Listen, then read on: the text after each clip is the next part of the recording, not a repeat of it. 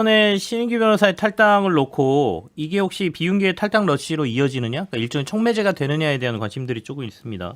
마침 또 뭐 국민의힘 소속 용산구 의원이긴 하지만 이선영 의원이 탈당을 했고요. 탈당하고 난 다음에 더군다나 김선영 의원은 더불어민주당에 입당할 것으로 또 알려지고 있거든요. 그래서 이 부분은 어떻게 봐야 되는지, 권지웅 전 비대위원께서는 신인규 변호사의 탈당 그리고 비윤계 뭐 탈당 러시 이런 게 좀 앞으로 있을 거라고 전망하세요?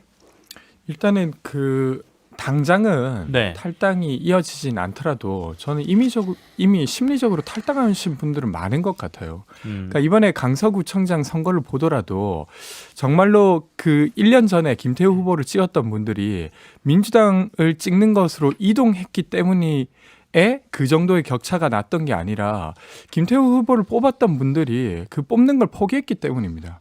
그러니까 그 지지를 철회했기 때문인데, 그런 일들은 지금도 이미 있는 상태인 것 같아요. 그래서 뭐 수도권 민심을 통해서도 드러났고, 그리고 신인규 대표의 탈당을 통해서도 드러났고, 그리고 최근에 이준석 대표의 기자회견 이런 것도 보면 네.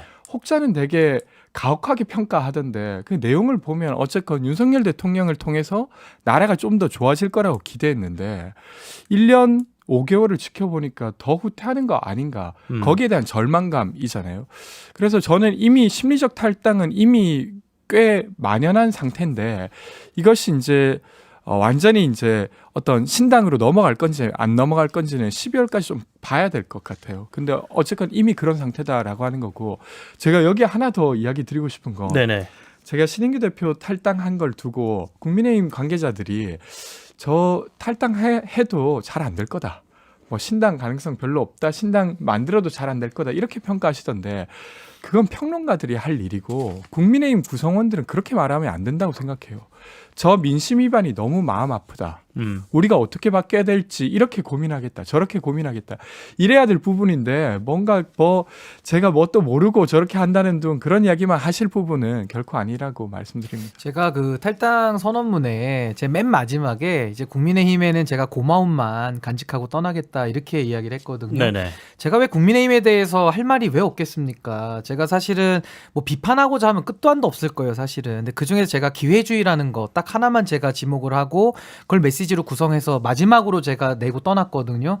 제가 앞으로는 이제 국민의힘에 대해서 뭐 여러 가지 이제 평론을 하는 일은 있겠습니다만은 그 내부 문제에 대해서 이제 왈가왈부할 일은 이제 거의 없을 거거든요. 이제 국민의힘 안에 있을 때는 제가 애정을 가지고 쓴소리도 하고 작은 문제부터 큰 문제까지 다 메시지를 냈지만은 이제는 뭐 더 이상 제가 그 문제에 뭐 매여 있을 필요가 없고 네. 오로지 대한민국의 정치 발전 그리고 나라를 위해서 저는 그런 정치적인 행보를 앞으로 이어갈 계획입니다. 네, 오늘 뭐 청취자분들이 굉장히 많은 응원해주고 계세요. 신 변호사께서 이제 신당 창당하시는 것도, 그리고 탈당에 대해서 본인의 소신을 위해서 움직이는 것에 대해서 많이 박수 쳐주고 계시니까 앞으로 움직임도 저희가 주의 깊게 바라보도록 하겠습니다. 자, 이제 본격적으로 이 얘기 해보죠. 국민의힘 혁신위가 닷을 올렸어요. 인요한 혁신위원장부터 12명의 혁신위원까지 구성이 됐는데, 이 혁신위 구성에 대한 평가를 좀 들어보고 싶습니다. 먼저 원영섭 단장부터 하셔야겠네요. 이 얘기는. 네. 예. 아니 그 혁신위원장을 사실은 일정에 맞춰 가지고 구할 수 있을지 내부적으로 또 사실 반신반의했었습니다. 네네. 왜냐하면 혁신위는 기본적으로 시어머니가 2명이거든요. 하나는 용산이고 하나는 또 비대위예요. 네. 비대위가 아니라 최고위. 그러니까 차라리 비대위원장을 선정을 하겠다 그러면 이제 기존의 최고위가 없어지는 거고 대체되는 거니까 오히려 구하기가 쉬운데, 혁신위 같은 경우에는 훨씬 더 사실은 사람을 구하기가 어렵습니다. 그러니까 김은경 비대위나 이런 민주당의 비대위에서 시행착오가 있었던 것도 사람 구하기가 굉장히 어렵기 때문에 발생하는 현상이거든요. 그런데 그런 부분을 차지하고서라도 이게 굉장히 좁은 풀에서 저는 인요한 위원장을 선정할 수 있었던 거는 사실은 예상보다 잘 선정했다고 생각을 하고 있어요. 네. 그분이 이제 일단은 호남 출신이기도 하시고, 그리고 그 전에 뭐 정치인은 아니었지만 어느 정도 이제 정당에 한 번은 이렇게 교류가 좀 있으셨죠. 교류가 네. 있기도 했고, 그리고 이제 일단은 딱 보기에 외국인이잖아요. 외국인이니까 뭔가 귀화하셔서 이렇게 이제는 한국인입니다. 예. 네. 서양인이니까 외모가 파란 눈에 금발이고 이런 부분들이 좀 뭔가 굉장히 새롭다 이런 느낌을 첫눈에 좀 줄 수 있는 그런 분이셨어요. 그러다 보니까 좁은 풀 어려운 상황에서 혁신위원장은 잘 선정했다고 생각을 하고 있습니다. 그 혁신위원인데 아마 이제 그 김용태 위원장이나 아니면 그 천하람 위원장이 네. 제안이 왔는데 거절했다고 하시긴 하시더라고요. 근데 그렇게 제안을 하신 것도 저는 잘 했다는 생각이 들어요. 물론 이제 나중에 뭐 거절 당하는 거는 이제 당사자들의 그런 이제 본인들의 플랜이 있으니까 네. 그 부분은 또 변론으로 하고 그래도 제안을 해서 그런 분들을 이제 모시려고 했다는 시도를 한 것 자체는 평가를 하고 싶고 그리고 그 사실 당내 사람 같은 경우에는 큰 뭐 의미를 두고 싶진 않습니다. 왜냐하면 그 혁신위에서 당내 사람이라는 게 실무자급으로 움직이는 경우가 굉장히 많고요. 근데 이제 당 외 사람으로 이제 젊은 분들, 여성들, 여성이 7명인가요? 그리고 네. 청년이 8명 이런 식으로 이제 선별을 했는데 이분들이 어떤 생각을 가지고 좀 전달할 수 있는지가 좀 관건이 되지 않을까 하는 생각이 들면서도 일단은 뭐 이런 여성과 청년을 많이 구성을 했다. 여기에 대해서는 평가를 좀 하고 점수를 좀 주고 싶습니다. 싶다. 예, 우리가 100점 만점이라고 하면 이번 혁신위 구성에 대해서 몇 점 주시겠습니까? 저는 90점. 90점. 예. 굉장히 후하게 점수를 주셨. 신 변호사는 어때요? 저는 듣고서 깜짝 놀랐어요. 저는 0점입니다. 왜냐하면 저는 왜 아니 0점이냐면 탈당했다고 너무 짜게 주는 거 아니 아니에요? 제가 냉정하게 네네. 진짜 0점을 주는 이유를 설명드리면 그 참 다행이라는 생각은 듭니다만은 지금 국민의힘은 정말 초비상 아니냐 저 그렇게 규정을 짓습니다. 그 이유는 지금 인요한 위원장이 일단 정치 잘 모른다고 본인도 얘기하시잖아요. 정말 잘 모르시는 분이 어떻게 가서 수술을 한다라는지 정말 위험천만한 일이기도 하고요. 또 하나는 그러다 보니까 메시지에도 모순이 발생합니다. 혁신을 하러 오신 분이 자꾸 통합 얘기하고 우리 하나로 가야 된다 이러시거든요. 그럼 혁신을 포기해야 돼요. 그러니까 이것이 혁신위원장에 맞는 발언인지가 일단은 모순된다는 게 하나가 있고 또 하나는 혁신이라는 것은 제도를 만지는 곳입니다. 그러니까 제도에 대해서 그것도 권한을 가지지 못해서 제도를 혁신위에서 올리면은 최고위가 또 OX를 할 수가 있는 권한을 또 최고위가 갖고 있거든요. 그래서 이 부분도 불완전한 데다가 네. 지금 이제 안 되다 보니까 이제는 뭐 그 영남 쪽에 있는 스타 의원이라고 이제 규정을 하시던데 그분들 서울로 올라와라 이런 식의 인적 청산 얘기를 하시거든요. 그러려면 공관위원장을 하셔야 돼요. 그러니까 이게 지금 다 두서가 안 맞는다는 것이 저는 초위기 상태라는 것이고 제가 그 혁신위에 들어오신 그 의원들급의 그 세 분만 평가를 하면은 박성중 혁신위원은 저는 냉정하게 말해서 이분 혁신 대상이라고 보거든요. 이분은 국민의힘 안에서 가장 구태로 지금 찍혀 있는 분이에요. 근데 이런 분이 혁신위에 들어와서 혁신을 얘기하면 국민들이 그거 동의하겠습니까? 게다가 네. 김경진 전 의원은 이분 검사 출신인데다가 국민의당에서 오신 분이거든요. 우리 당에 대해서 잘 알까요? 게다가 검사 출신이라는 그 이미지가 얼마나 이 정부에 안 좋은 영향을 줄지 이것도 우려스러운 거고 오신환 의원 같은 경우도 저는 기회라고 보거든요. 이분도 지금 뭐 예를 들어 여러 가지 행보를 지금까지 벌여오면서 네. 이번에 이제 그 본인의 공천을 위해서 아마 저는 혁신위원회를 받았다라고 저는 보는데 구태와 검사와 기회가 모인 이런 혁신위가 무슨 혁신을 합니까? 그래서 저는 진짜 점수 10점이라도 드리고 싶은데 냉정하게 평가는 평가대로 해야 되니까 저는 민심 기준에서는 빵점을 드릴 수밖에 없다.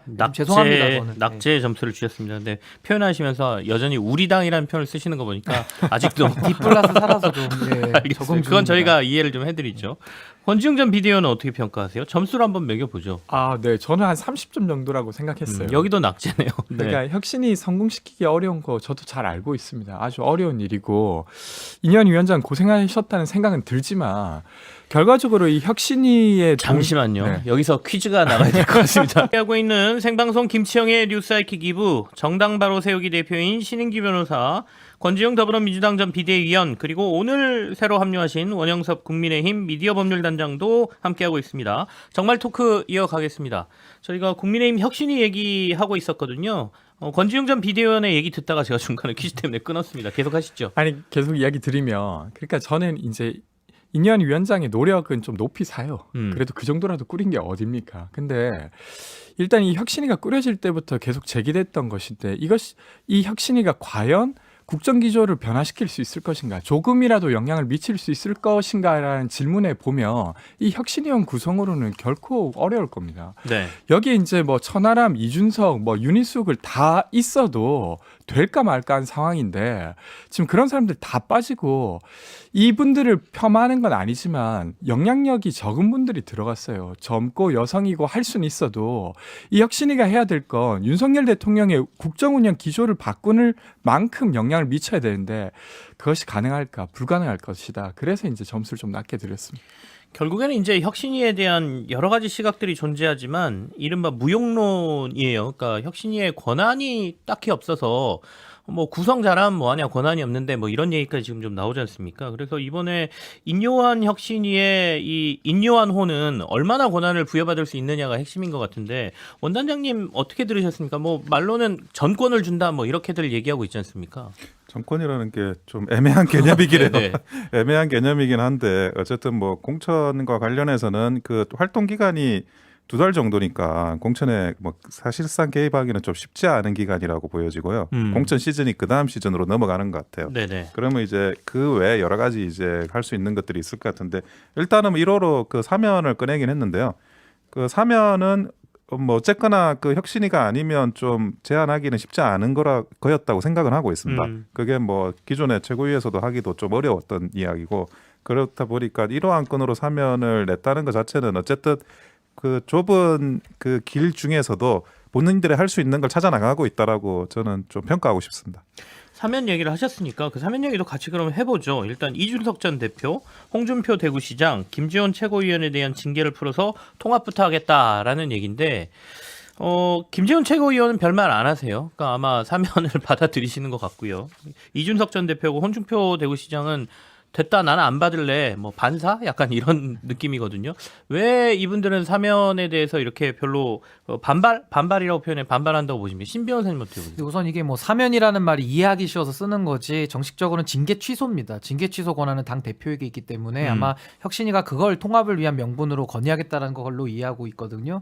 근데 문제는 뭐냐면은 저는 이것을 사면으로 딱 이야기할 때 누가 제일 먼저 떠오르냐면은 김태우 구청장 후보 저는 공천하기 전에 전제 조건으로 대통령께서 사면을 하셨잖아요. 그 사면권 남용과 오남용에 이게 해당되는 거 아니냐. 저는 그게 생각이 났거든요. 그래서 왜 이런 얘기를 꺼내는지 저는 참 이게 정무적으로도 과연 좋은가. 저 일단 그 생각이 먼저 들었고요. 또 하나는 이준석 대표가 억울하게 쫓겨난 건 다 알고 있고 저 같은 경우는 당시에 당원들을 대리해서 1608명을 대리해서 제가 소송을 했었거든요. 네. 그때 1차에서 저희가 이겼습니다. 그 판결문 제가 아직도 갖고 있어요.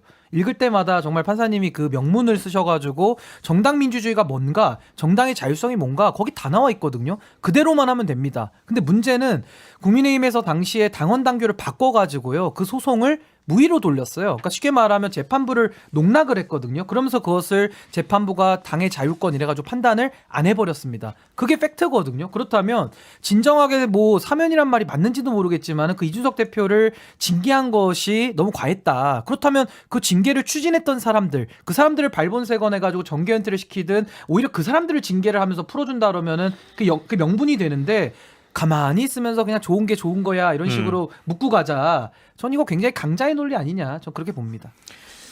네. 이 권지웅 전 비대위원은 어떻게 보셨습니까? 이 그 국민의힘 혁신위가 사면이라는 카드를 먼저 꺼내고 통합 얘기를 하는 거에 대해서 뭐 안 맞죠. 예를 들면 국민들 입장에서 윤석열 대통령이랑 이준석 대표랑 사이좋게 지내면 갑자기 윤석열 대통령을 지지하고 싶어지거나 그런 거니까? 그렇지가 않잖아요. 네. 그러니까 지금 이제 윤석열 대통령에 대한 부정여론이 높은 거 이준석과 안 친해서가 아니에요. 홍준표 시장과 안 친해서가 아니라 예를 들면 R&D 예산을 막무가내로 깎고 최수근 상병 관련해서 외압 의혹이 있는데 거기에 패스트트랙으로 야당이 올려야만 특검하겠다라고 매우 방어적으로 숨기고 있고 네. 홍범도 장군 가지고 이념 논쟁하면서 사실은 독립 영웅까지도 지우고 있는 이런 상황에 대한 어떤 반성. 근데 그것이 이제 윤석열 대통령이 그것을 반성하고 있는데 이준석 대표랑 사이가 안 좋다. 그 사이를 좀 메우자라고 하면 말이 맞죠. 근데 이제 첫 번째 일단 국정기조를 변화시키는 노력을 하지 않은 채로 사이좋게 한들 그리고 설사 사이가 좋아져도 그건 기망일 것입니다. 국민들 다 알 거라고 생각하고요. 그래서 이제 이 혁신의 1호가 정말로 이제 변죽만 울리고 사실 국민의힘에게 지금 향하고 있는 어떤 지탄 여론을 잠깐 피하기 위한 어떤 무늬만 변화 이런 거에 지나지 않겠다라고 하는 선언처럼 좀 보여서 혁신이 잘 안 되겠구나 하는 생각이 들었어요. 저도 그 인요한 위원장의 일성 중에 네. 다 내려놔야 돼요. 이렇게 말씀하시거든요. 그 내려놓자는 얘기가 혁신의 원뜻이 가죽을 벗기는 의미거든요. 그럼 가죽을 벗기면 고통스럽지 않겠습니까? 막 비명이 나올 거거든요. 근데 혁신은 그런 말이고 고통을 수반하는데 지금 1호 안건이 제일 중요하지 않습니까? 근데 저 1호를 통해서 국민의힘의 기득권, 주류들이 뭘 내려놨죠? 뭐가 고통이죠? 그러니까 그 고통이 전혀 느껴지지 않는 그냥 말뿐인 통합, 빈 껍데기 통합 이런 식으로 나오다 보니까 아마 당사자인 이준석 대표나 홍준표 시장도 상당히 좀 불쾌할 것 같고요. 또 무엇보다도 홍준표 시장은 징계 받을 만해서 징계 받았거든요. 당시에 수해 당시에 망언을 해가지고 거기에 대한 징계를 한 것이고 이준석 대표는 그 양두구육이라는 사자성어 썼고 가처분 소송 제기했기 때문에 지금 징계를 한 것인데 네네. 사안이 다른 것들을 일괄로 뭉쳐가지고 그냥 사면하고 통합하고 묶고 가자.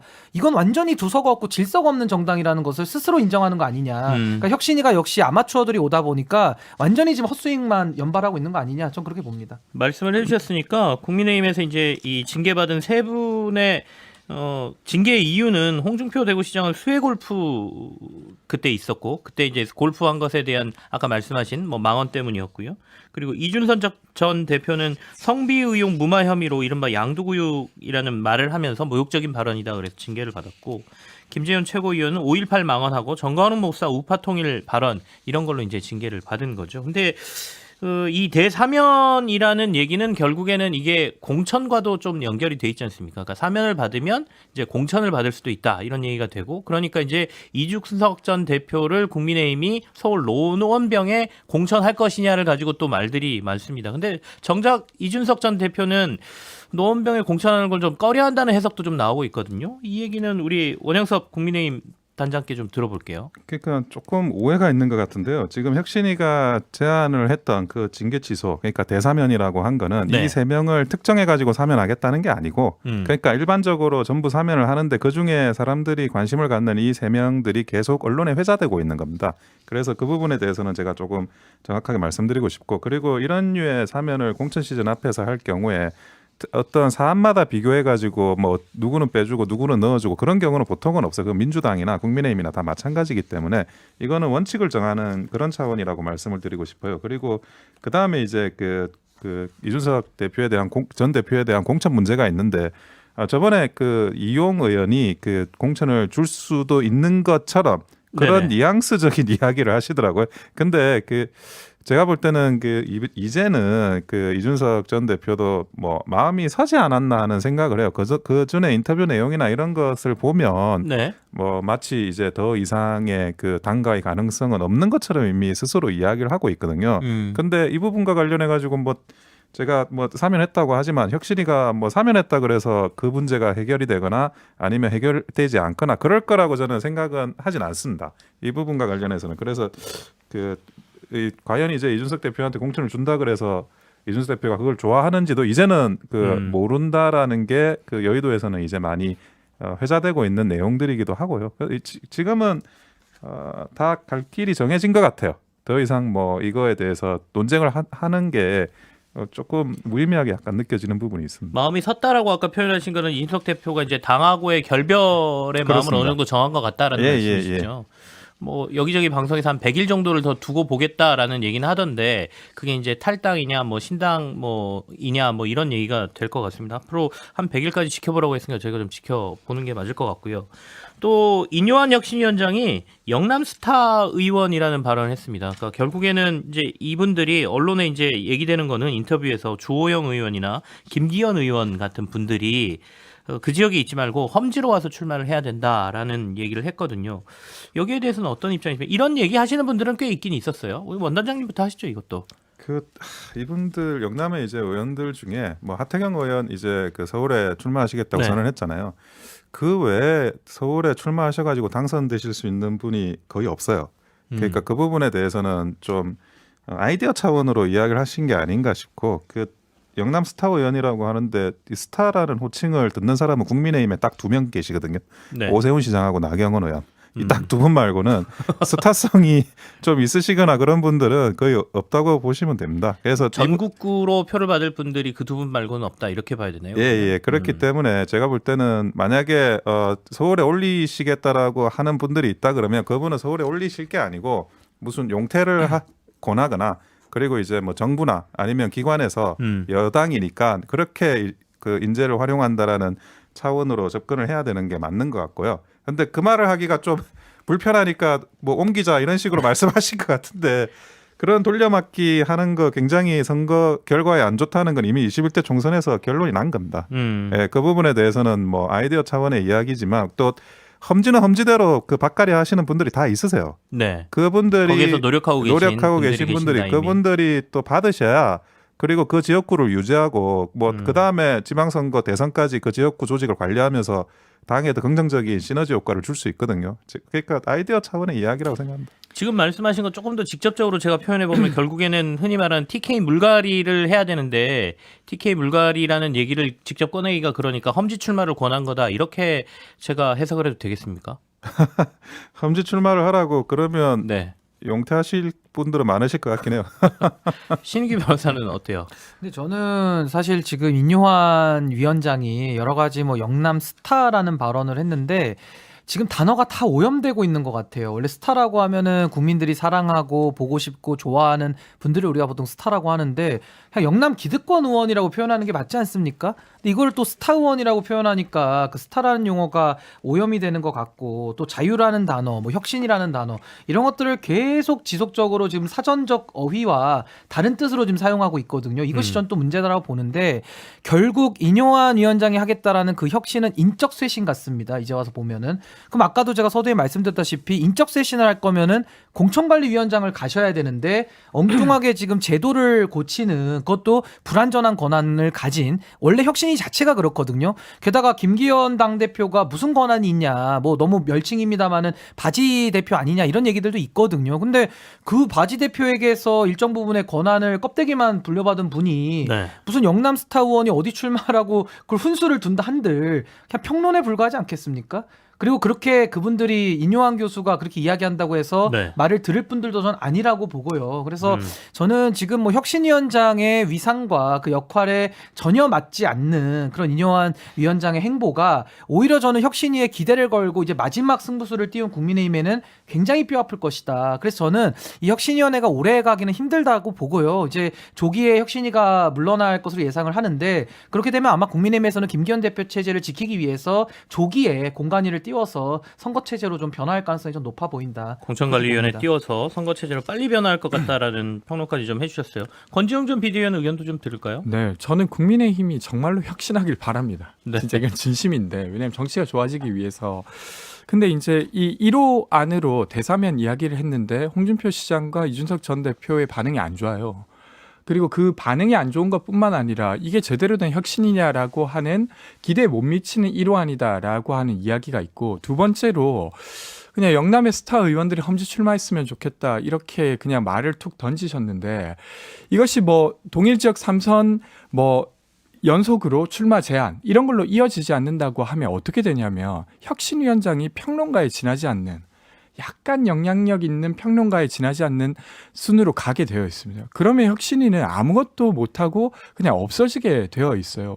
그 수순으로 가고 있다는 생각이 듭니다.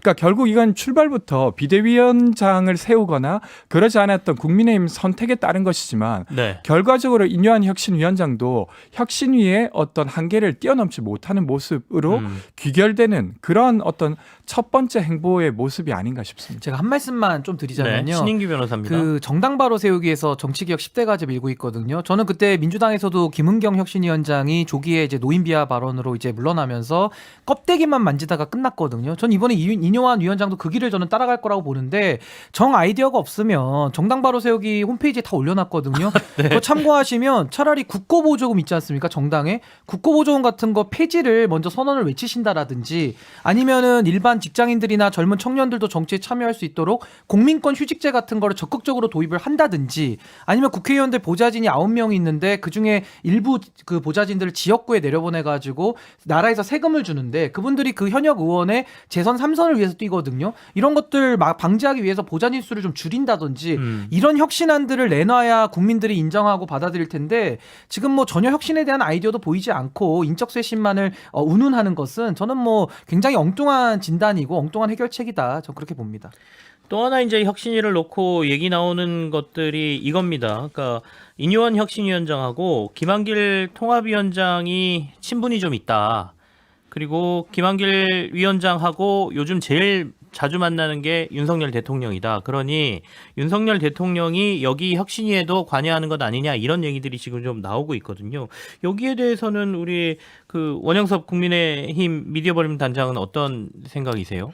저는 이렇게 좀 보고 싶어요. 그러니까 이 혁신위를 서로 손들고 내가 하겠다, 내가 하겠다, 저요 하고 손든 혁신이라면 이게 뭐 김한길 위원장이라는 분이 관여해가지고 A로 갈 걸 뭐 B로 바꿨다든지 A, B, C가 있는데 C를 본인이 선택하셨다든지 뭐 그렇다 그러면 관여나 친분설이 좀 의미가 있을 것 같은데 네.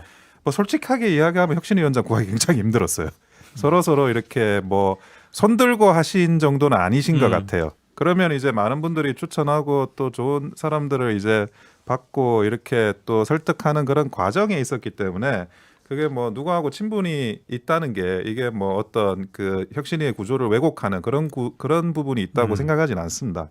그건 그렇고 그리고 뭐 김한길 위원장이 그 이제 언론에 나온 게 최근에 그런 신임을 받는다라는 취지로 나오다 보니까 이제 그런 언론의 기사 때문에 좀 영향을 받는 것 같은데 그렇지만 김한길 위원장이 뭐 안 되는 사람을 만들 수 있는 그런 영향력까지 저는 있다고 생각하지는 않고요. 그리고 뭐 그 전에 이제 이진복 정무수석이 네네. 예방을 하시기도 한 거는 사실은 이 혁신위가 뭐 어렵게 탄생하다 보니까 혁신위원회 선정이나 뭐 이런 그 여러 가지 향후 운영에 대해서 원활할 수 있도록 최소한의 힘을 실어준 거라고까지 저는 평가는 하고 싶어요. 근데 그게 혁신위원회가 뭐 그 어떤 그 추가적인 영향력을 네. 대단하게 끼치거나 뭐 그러지는 어려울 거라고 봅니다. 지금 말씀하신 게 이제 대통령실 이진복 정무수석이 인요한 위원장을 예방한 거를 말씀 주신 거거든요. 근데 이전에도 혹시 혁신위원을 대통령실이 이렇게 예방한 일이 있었는지도 궁금하고 이게 당의 혁신인데 그러니까 이게 네. 급에 안 맞죠. 쉽게 말하면 대통령실의 정무수석이라는 것은 비서실장 바로 밑에 선임수석이고요. 사실상 대국회 업무를 하는 것은 맞는데 그렇다면은 당 대표들이나 원내대표 정도를 찾아가서 뭐 상의를 하는 거는 많이 봤습니다만은 혁신위원회라는 것은 그냥 당의 임시기구에 불과하거든요. 근데 거기를 이진복 수석이 찾아간다라는 것은 무슨 저희가 있는 거 아니냐라는 의심을 살 수밖에 없는 것이고 왜 저렇게 저는 부적절한 일을 하시는지를 잘 모르겠어요. 기왕에도 국민의힘의 대통령의 영향력이 크다라는 그런 윤석열 대통령 사당화라는 비판이 이렇게 심한 상황 속에서 이진복 정무수석이 인요한 혁신위원장을 예방한다? 네. 전 이거는 뭐 격에도 맞지 않지만 매우 좀 부적절한 처신이었다. 차라리 그 시간에 야당 좀 찾아가고 좀 정치를 윤활유 있게 풀어가는 그런 본연의 역할에 더 충실하셔야 된다. 저는 그렇게 봅니다. 아니 저도 그 이야기 들으려고 권지웅 전 했는데 비대위원입니다. 아니 혁신위가 제대로 혁신만 하면 뭐 김한길 위원장이랑 혁신위원장이 가깝든 아니면 대통령실 정무수석이 혁신위원장을 예방하든 그게 뭐가 문제겠습니까? 네. 근데 그렇게 이제 혁신위가 운영이 지금 잘 안 되고 있는 거고 1호 안을 보거나 아니면 혁신위원장의 말을 보거나 그렇고 전 그보다 하나 더 지적하고 싶은 거 지금 강서 재보궐선거 참패 이후에 대통령이 만나야 될 사람이 김한길 위원장이었습니까? 아니 최소한 이태원 참사 유가족을 만나든지 전세 사기 피해자를 만나든지 아니면 이재명 대표라도 만나서 그간 내가 생각했던 게 뭐가 잘못인지 직접 듣고 싶다고 해도 모자랄 판에 그런 노력은 전혀 안 하고 있고 김한길 위원장 몇 번 만나면서 그게 나아지겠습니까? 그러니까 이런 거 자체가 지금 국민의힘이 이 강서 재보궐선거의 어떤 민심을 어느 정도로 얕게 받아들이고 있는지를 보여주고 있다고 생각합니다. 민주당 얘기도 해야 되겠습니다. 이재명 대표가 지명직 최고위원회 친명 박정현 전 대덕구청장을 그리고 정책위 의장에 비명 이계호 의원을 임명했거든요. 이게 어떤 의미인가를 먼저 권지웅 전 비대위원이 좀 얘기해 주시죠. 일단은 큰 논란을 안 만들고 이 당을 운영하겠다라고 하는 게 이 지도부의 어떤 스탠스가 아닌가 싶어요. 물론 이제 박정현 전 구청장의 경우에는 친명이라고 이렇게 낙인 찍어서 규정하시는 분도 있긴 하지만 네. 실제로 이 그간의 활동이나 이런 것들을 봤을 때 뭐 정말로 찐 친명이다 이렇게 보기엔 좀 애매합니다. 그래서 논란이 더 확산되고 있지 않은 것이고요. 이계호 의원 같은 경우도 총선 TF를 오래 했었어요. 올해 총선 제도 TF의 단장을 맡았었는데 그렇게 어쨌건 그런 같이 일해본 사람들을 뽑았을 뿐만 아니라 네. 비명이라고 불리는 사람이기도 하니까 통합의 행보를 해가고 있는 거 아닌가 싶습니다. 밖에서 보시는 원영석 단장께서는 이 인사에 대해서는 어떻게 평가하십니까? 사실은 뭐 비명은 굉장히 반발하고 있지 않습니까? 특히 이제 그 박정현 전 대덕구청장을 최고위원으로 선정한 거에 대해서 반발을 하시는 건데 이거는 이렇게 볼 수가 있는데 뭐냐면 그 그 대덕구에 현역 의원이 있어요. 박영순 의원이라고 현역 네. 국회의원이 있습니다. 그럼 현역 국회의원이 있는 자리에 거기에서 뭐 어느 정도 활동을 하고 계시는 내년 총선을 위해서 그분을 최고위원으로 선정한다는 거는 이거는 뭐 다른 사람들이 보기에는 나가라는 뜻으로 기존의 현역 의원은 물갈이하겠다는 뜻으로 해석할 수밖에 없거든요. 근데 그 전에 이제 그 최고위원이 비어 있는데 여기에 현역 의원을 넣을 수도 있고 어떤 지역구를 들고 있는 그 외 원외위원장 또 지역구를 들고 있는 사람을 넣을 수도 있는데 지금 그 현역 의원이 있는 자리에 네. 다른 비현역을 넣는다. 이거는 그 물갈이 신호탄이라고 보기 때문에 반발할 수밖에 없을 것 같습니다. 알겠습니다. 아쉽지만 오늘 정말 토크는 여기서 마무리해야 될 것 같고요. 세 분과 못다한 이야기 잠시 후 유튜브 연장방송 틈새 토크에서 계속 할 테니까요. 많이들 들어주십시오. 지금까지 정당 바로 세우기 대표인 신인규 변호사, 권지웅 더불어민주당 전 비대위원, 그리고 원영섭 국민의힘 미디어법률단장과 함께했습니다. 광고 듣고 퀴즈 당첨자 발표해드릴게요. 틈새 토크 오늘은 정당 바로 세우기 대표인 신인규 변호사 그리고 권지웅 더불어민주당 전 비대위원, 원영섭 국민의힘 미디어법률단장 세 분과 함께 얘기 계속하겠습니다.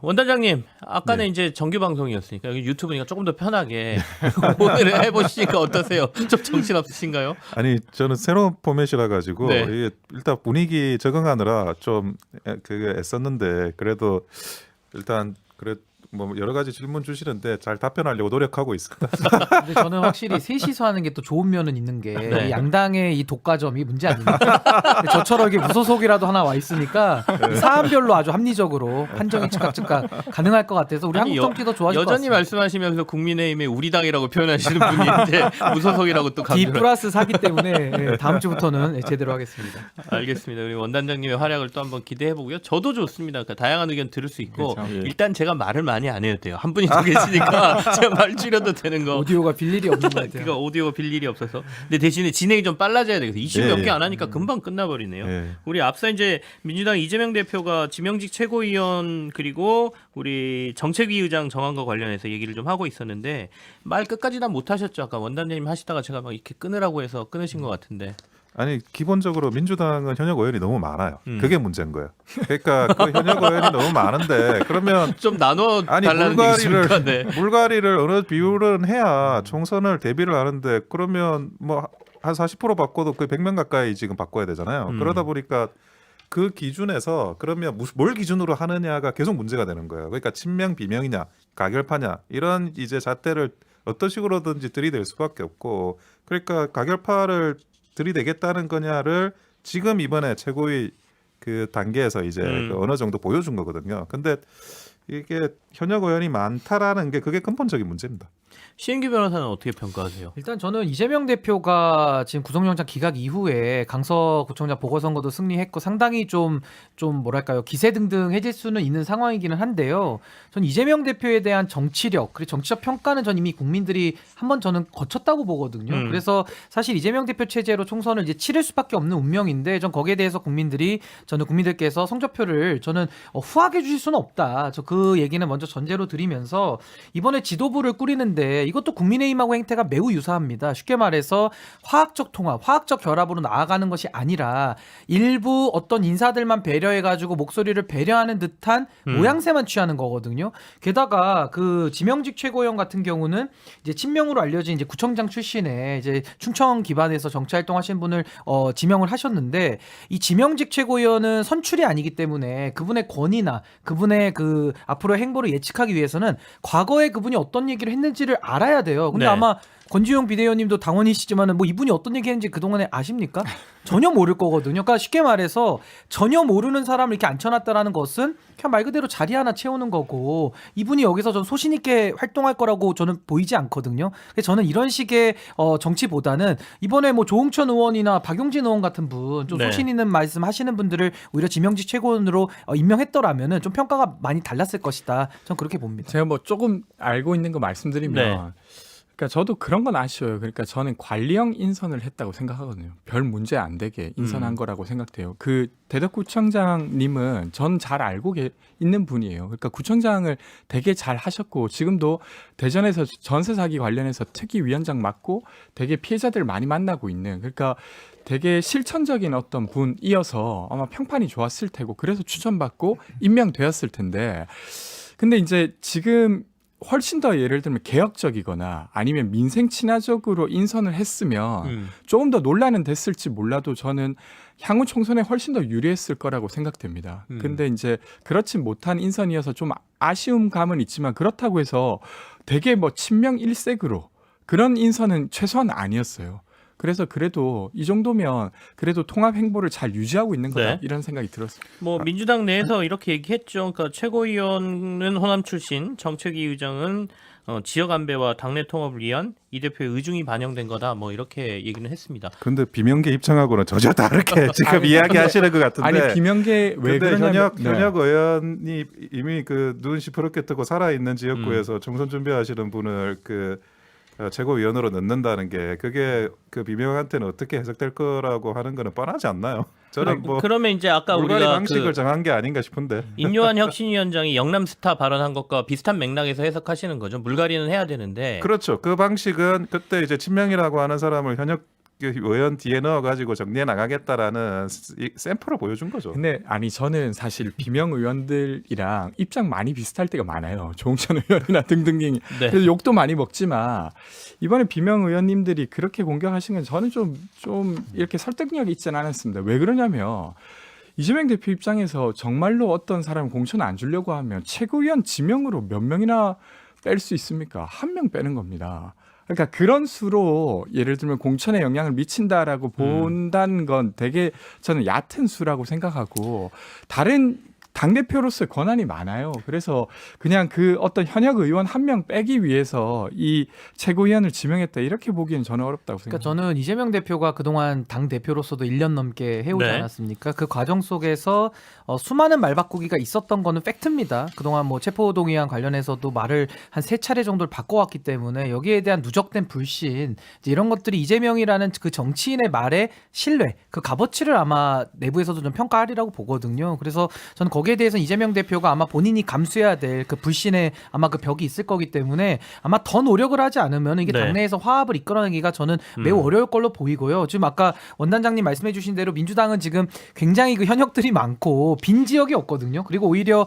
이번에 민주당이 180석을 하기는 좀 어려울 걸로 보여지기 때문에 내부 경쟁이 더 치열할 수밖에 없습니다. 그래서 아마 그 과정 중에 또 이재명 대표가 어려운 그 리더십 발휘에 그런 과제를 안고 있다. 저는 이렇게 봅니다. 윤석열 대통령 중동 순방 얘기도 좀 해볼까요? 여야의 평가가 완전히 엇갈리고 있습니다. 여당에서는 이제 많은 투자 유치 그리고 MOU를 맺은 것을 성과 있게 평가를 하고 있고요. 야당 쪽에서는 민주당 쪽에서는 이제 너무 잦은 순방 외교 그리고 대부분의 이제 해외에서 투자 유치나 이런 것들이 MOU에 불과하다. 그러니까 진짜 수주가 아니다라는 비판인데요. 어떻게 보십니까? 이건 신인규 변호사부터 하실까요? 예, 저는 윤석열 대통령이 사실 그 지지율이 상당히 좀 낮은 상황인데 네. 여기서 가장 그 근본적으로 뒷받침되는 영역이 아마 외교일 겁니다. 그 외교 때문에 지지하는 분들로서 저는 그 마지막 그 턱걸이 지점을 저는 방어하고 있다 이렇게 보거든요. 근데 외교에 대해서도 좀 따져보면은 지금 중동에서 지금 이스라엘과 하마스 전쟁하고 있지 않습니까? 네. 그 전쟁을 하고 있는 상황 속에서 지금 시점에 또 중동을 간다? 뭐 이번에야 뭐 말실수가 없었으니까 뭐 천만 다행입니다만은 굉장히 좀 국민들을 불안하게 하는 전 행보 아니었냐 이렇게 생각이 일단 들고요. 저는 민주당에서 뭐 김건희 여사 사진 가지고 저는 공격하는 것은 좀 과도하다. 지적할 게 차고도 넘치는데 그 지엽적인 거 가지고 최고위원들이 그렇게 해야겠습니까? 저는 민주당의 그 무능을 저는 짚을 수밖에 없는 것인데 결국 비판의 핵심은 대통령이 결국에는 국제 정치도 해야 됩니다만은 이 국내 정치를 너무 못하잖아요. 근데 국내 정치는 안 하고 항상 외국에만 이게 돌아다니는 그러면서 영업사원 1호라는 그 지금 이미지를 뭐 기네스북에도 올라가고 아마 하시려는 것 같은데 저는 국내 정치가 제대로 되지 않는 상황 속에서는 아무리 외교에서 성과를 낸다 해도 저는 별로 효과가 없을 거라고 네네. 보고요. 이번에 저는 그 외교 행보도 저는 크게 유의미한 실적은 없었다. 전 그렇게 봅니다. 저는 보면서 그러니까 대통령이 영업 사원이기도 해야 된다는 것에는 전 동의가 돼요. 네. 근데 영업 사원이기만 하면 안 되잖아요. 그러니까 이번에 지금 가자지구 하마스 이 사이에 어떤 이스라엘과 전쟁 사이에서 9천 명이 넘게 죽었고 가자지구에서 죽은 그 사망자 중에 40%는 어린이입니다. 그러니까 지금 국가 정상들이 대부분 다 중동에 가는 이유는 어떻게라도 사망자를 줄이기 위한 조치, 인도적 조치 이런 것들로 가는데 우리만 180명 데리고 경제사절단을 데리고 와서 돈 벌겠다고 하고 온 거예요. 근데 이게 맞냐는 거죠. 그러니까 국가 정상으로서 최소한의 노력을 하면서 해야 되는데 그런 것보다는 돈만 벌면 다다 뭐 이렇게 비치는 것 자체가 대한민국의 위상을 되려 떨어뜨린다는 생각이 들고 그 민주당에서 김건희 여사 사진 이야기하는 건 저는 적절하진 않다고 생각합니다. 이거 말고도 다룰 게 너무 많기 때문에. 근데 또 그 사진을 보면 왜 김건희 여사가 저랬을까 이런 생각이 저도 들어요. 그래서 아니 김건희 여사께서 좀 그런 행보를 좀 줄이셔야 민주당에서도 그런 이야기를 덜 하지 않겠습니까? 좀 부탁 좀 드립니다. 근데 그 제가 이 사우디 관련해서 네네. 말씀드리면 사우디는 전통적으로 미국하고 영국하고만 사실상 그 굉장히 원활한 협조 관계를 가지고 있어요. 네. 그런데 지금 우리나라가 빈살만 왕세자가 자기가 운전하면서까지 그 윤석열 대통령을 옆자리에 태우고 한다는 거는 전폭적인 그 양국 간의 관계가 향상된다는 걸 이야기하는 거거든요. 근데 우리가 그 사진을 보면서 윤석열 대통령이 빈살만 왕세자를 운전기사로 부렸다고 평가하진 않잖아요. 그리고 지금 이제 그 사진 이야기도 하지만 그 사진에 이제 나온 그 많은 그 의전들이 결국에는 사우디에서 그거를 동의하고 그 제공하기 때문에 받는 건데 그 의전을 잘 받으면 국가 정상 부부가 가가지고 좋은 거지. 그걸 가지고 이것도 문제고 저것도 문제고 자꾸 꼬투리 잡기 식으로 민주당이 나오는 게 과연 적절한 건지 그건 이해가 잘 안 돼요. 아니, 사실은. 김건희 여사께서 그러면 저 조용한 내조 안 할랍니다. 죄송합니다. 저 좀 대놓고 할게요. 이렇게 하시고 하면 누가 뭐라고 아니, 그리고 하겠습니까? 제2부소치를 아니, 제- 만들면 돼요. 이게 아니 뭐 제한되는 의전을 거절할 수는 뜨거워지고 없잖아요. 있습니다. 네. 아니 양국에서 끝날 때가 상대국에서 다르니까. 제안을 그러니까요. 하는데 그거를 의전을 필요 없다고 거절하는 게 오히려 신뢰가 아니냐는 거예요. 알겠습니다. 네. 논란이 많은 이 얘기는 합니다. 아까 사진도 잠깐 나갔는데요. 오늘은 시간상 여기서 마무리를 지어야 되겠습니다. 오늘은 정당 바로 세우기 대표인 신인기 변호사, 권지용 더불어민주당 전 비대위원 그리고 원영섭 국민의힘 미디어 법률 단장과 함께